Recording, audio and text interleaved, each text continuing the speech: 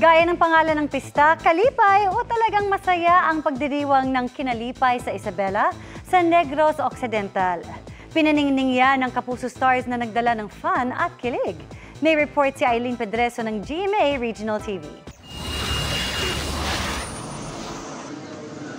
Bilang pagpapasalamat sa mga natanggap na biyaya, lalo na ang masaganang ani, ipinagdiriwang ang Kinalipay sa Isabela sa Negros Occidental. Sa parada, kasabay ng pagbubukas ng pagdiriwang, present na Kapuso Stars, gaya ni Christopher Martin at Aaron Villena, na marami raw natutunan sa kasaysayan ng bayan. Ang tawag doon sa bayang ito ay Manakop.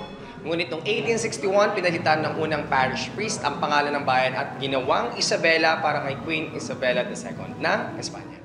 Proud ang mga taga-Isabela dahil 2 beses nang nabigyan ang bayan ng Seal of Good Local Governance or SGLG mula sa DILG. Si Juancho Trevino, tinikman ang sarisa chips. Mga puso, maraming masarap na produktong may pagmamalaki ang Isabela. Ilan lang dito ang sarisa chips.